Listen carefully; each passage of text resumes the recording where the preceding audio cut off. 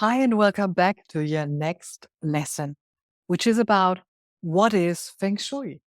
Well, it depends who you ask. If you ask a believer, a skeptic, or a non believer. But a lot of the possible answers are one of them, an art of placement, interior design, or maybe decorating your house with lucky objects, living in harmony with nature, or enhancing your wealth, health, and success. Those are some of the possible answers when you ask someone on the street, what is Feng Shui? So, an art of placement, kind of, but that sounds too random, doesn't it? Interior design, well, that is more to do with fashion and personal taste. And if it would be about fashion, it wouldn't have survived all of those thousands of years. Decorating your house with good luck objects. Well, what are good luck objects to start with? I mean, we all have a different perception of what is good luck and what is not. So my example is always the Eiffel Tower, for instance. For some cultures, it reflects love, Paris. But if you had a really bad experience in Paris, would that resemble the same one? Probably not. And some of the good luck objects that we see has references that is not natural in the language we are using. So it comes down to the culture we live in and how that is related to good luck and what those symbols mean. Right or not? Okay. Living in harmony with nature. Well, that is probably the closest that we get. So, enhancing your wealth, health, and prosperity by placing objects and cures, well, that is more about manifesting. And we will come across that in the course of this course. Um, but it's not classical Feng Shui as such. It has something to do with the Feng Shui, but I would refer it more to the psychology of living, or what I call the inner game of Feng Shui. And we're coming to that later down the track.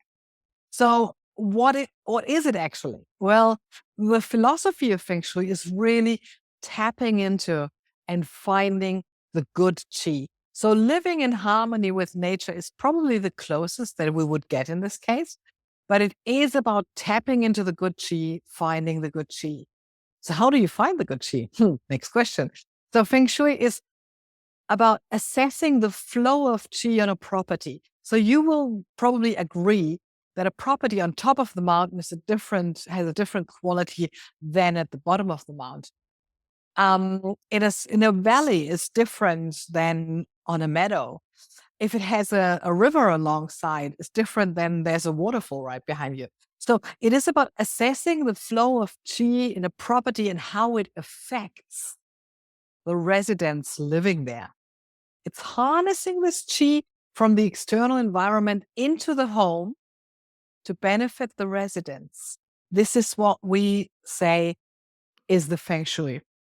So you might find that this is a different definition than what you've heard before or what you read sometimes. So just to dive a little bit into that, the qi, but we have a whole lesson about qi and yin and yang coming up. But the yang qi, just so far, is considered active, dynamic. It's about work, performance, it's about wealth and career. The yin qi is more passive, more subtle, more inactive. It's about health, personality, human relationships. It's about feeling, thinking, perceiving, sleeping, and resting. But again, we have a whole lesson about that because that is really important, one of the basic principles of the Feng Shui. So classical Feng Shui that we're talking about here is living in harmony with the environment, studying the yin and the yang, and is the art of assessing the qualities of qi that converge at or affect a certain location in our environment. You will also feel closer to the forest, further away to the forest, all of this harnessing the power of the land and also in time and space. We're coming to that in the next lesson. So it's about the physiognomy of the land. And so what we're talking here, please remember that again, is the classical Feng Shui. And to explain this a little bit further down, we're not talking about the New Age Feng Shui. With the New Age Feng Shui, I will come to that. As the latest one, we're talking about the Bagua. But let me say already that much. Classical Feng Shui is different than the modernized Feng Shui. And we are talking mainly of the classical. We will go into the modernized Feng Shui so that you know the difference. So here you can see that these are the 5 arts of Chinese metaphysics, the Wushu. And one of them is the mountain. That is about the spirituality, the meditation, the martial arts, the Qigong, the Tai Chi.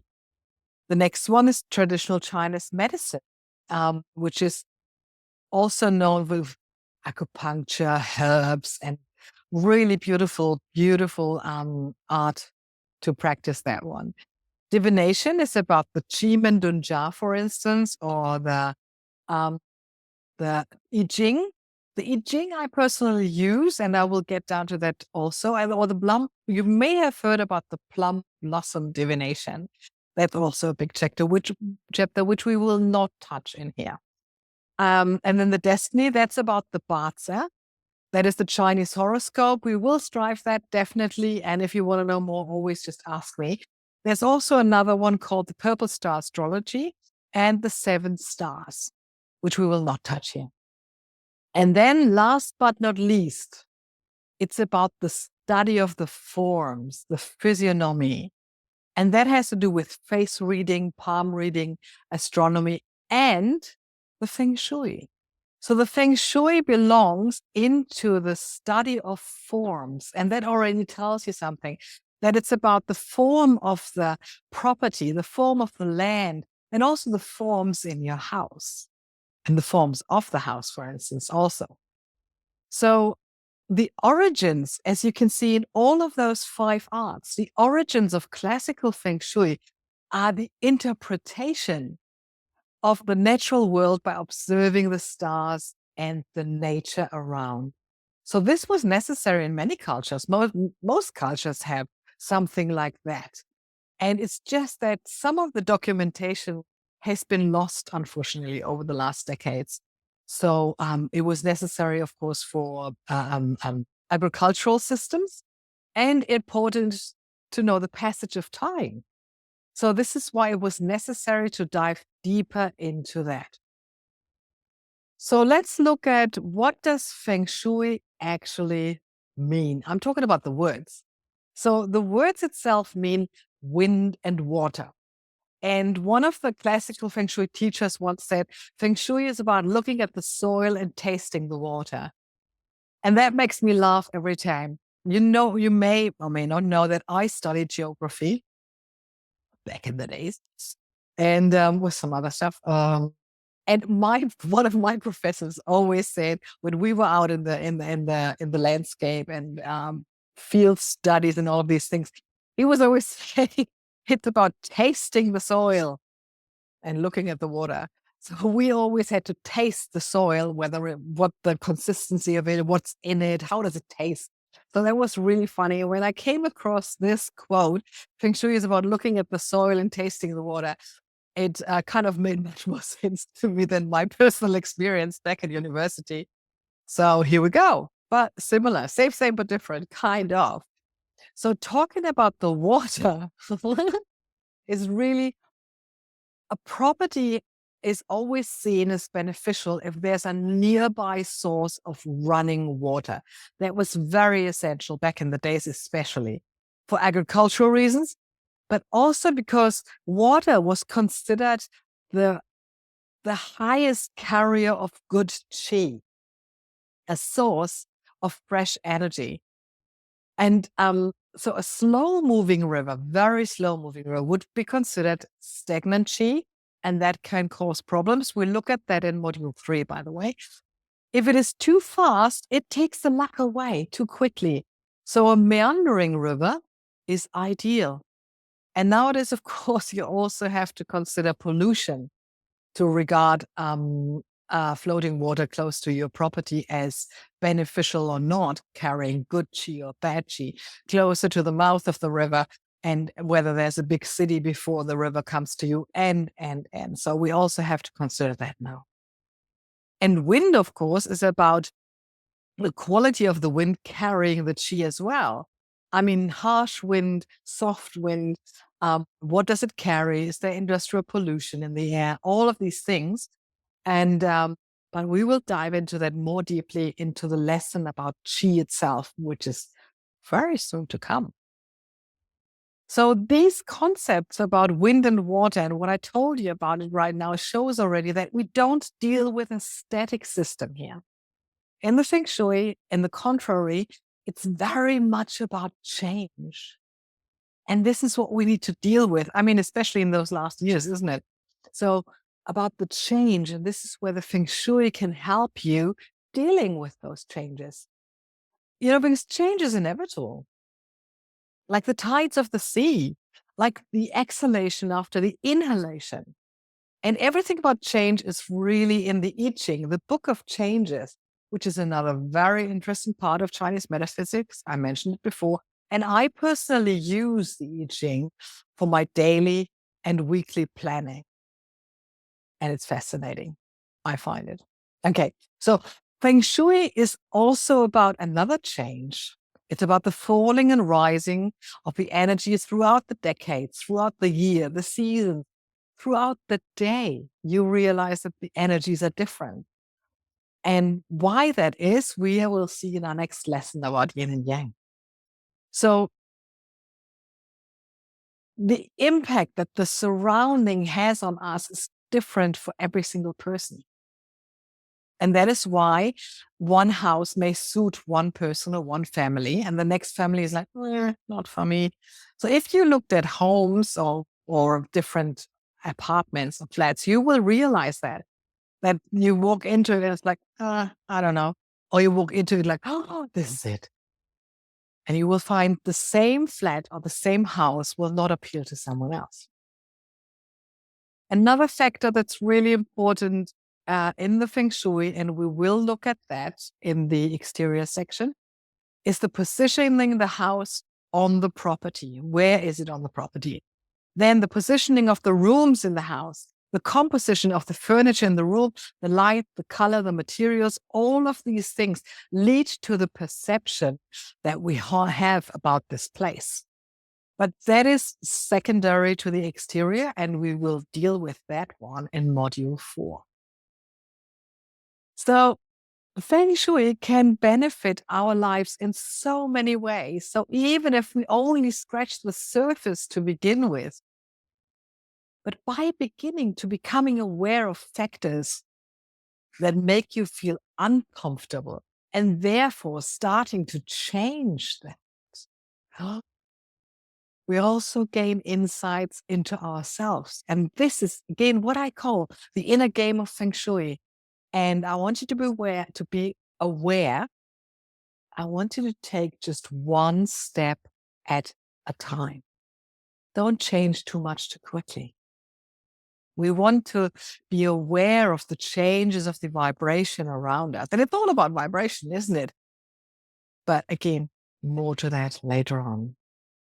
I would like you to experience Feng Shui as a framework which helps you create the right positive space for you and your family. So make it a space that supports and nourishes you, a safe haven, so to speak, which works for you and does not take away your energy and your time, and therefore really affects your success, health, and wealth. We want it to work for you. So, and this approach is very different to the Western approach, where it's more important to choose a place where you can easily commute to work. There's a school for your children. How many bedrooms does it have? What do we need? Oh, we need a little bit more and enough parking. All of these things. They are important, yes. But isn't it more important to have a vibration and to have a home that works for you personally? Yeah. So, one short word about what Feng Shui isn't. It is not some get rich quick when you buy and hang up lots of pendants, toads, and coins. No, that's not what we're doing here. It's about becoming aware of what you are surrounding yourself with and the effects it can have on you. I hope this will get much more clearer in the course of this course. And you can always ask me and send me a message, especially after a lesson if there are still questions. And I might get back to you with, "Yep, have you done lesson such and such again?" All good.